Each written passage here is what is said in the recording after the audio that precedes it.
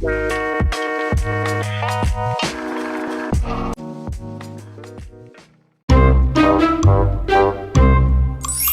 guys, welcome and welcome back to my channel Ajo's Diary. And if you don't know me, it's Anjali and I am a CBSE 10th grader.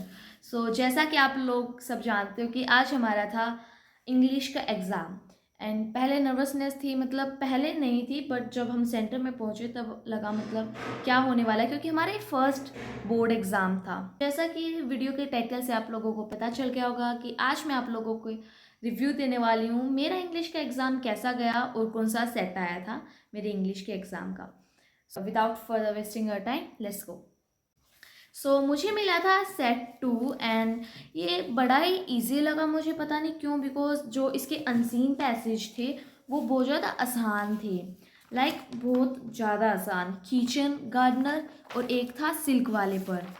First वाले में तो सबको बताते हैं कि मतलब paragraph 1 2 ये कहाँ कहाँ मिलेगा, वो बहुत ज़्यादा आसान था। एंड जो सेकंड वाला था वो भी काफ़ी ज़्यादा आसान था। जैसे सैम्पल पेपर बस मैंने 4 ही सोल्व किए थे, बट जो ग्रामर थी वो मैंने पूरी सोल्व करी थी, 8 क्वेश्चन पेपर्स की। एंड आई थिंक उससे इतना ज़्यादा आया भी नहीं, बट जो मैंने प्री बोर्ड के लिए रिवीजन की थी उसके हिसाब से हमारा ये पेपर आया। प्री बोर्ड वाली जो रिवीजन थी उसी से आया, मतलब ये ज़्यादा।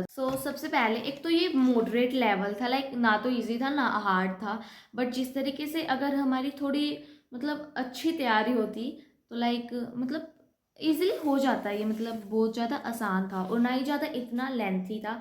एंड ये सेट 2 है, वैसे बता देती हूँ मैं। एंड जो इसकी फर्स्ट 2 अनसीन पैसेज थे वे बड़े ही आसान थे, तो रीडिंग्स के लिए वो सो इजी। एंड जो सेक्शन बी है, सेक्शन बी की जो ग्रामर थी वो भी बहुत ज़्यादा इजी थी, बट जो दो मुझे मतलब डाउट करने वाली चीज़ें थी, कंफ्यूज हो सकते थे हम, बट इजीली हो जाते वो।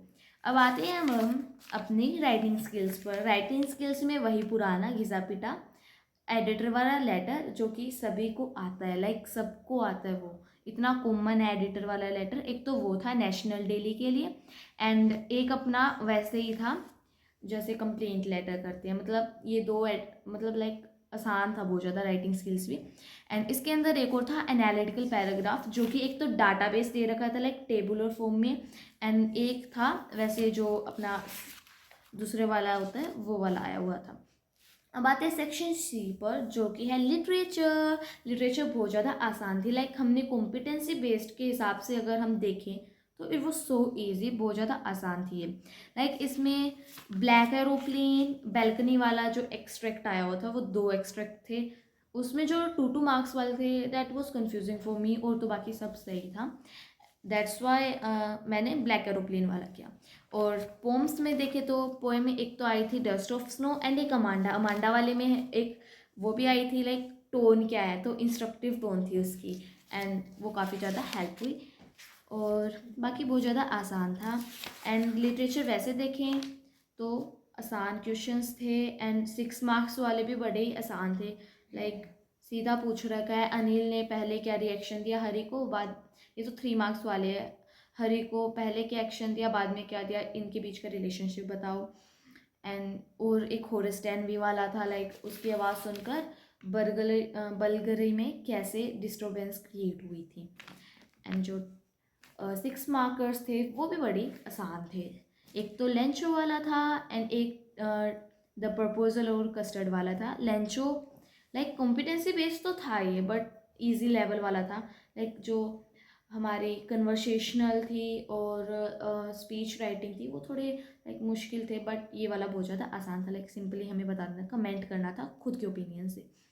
और एक 6 मार्कर्स में था अनिल वाला और ई ब्राइट वाला, एंड मैंने ई ब्राइट वाला किया बिकॉज वो बड़ा ही आसान था। एंड शॉर्ट आंसर भी लिख सकते ई ब्राइट मदर का कॉन्ट्रीब्यूशन, और लॉन्ग में भी लिख सकते हैं, बड़े आसान था।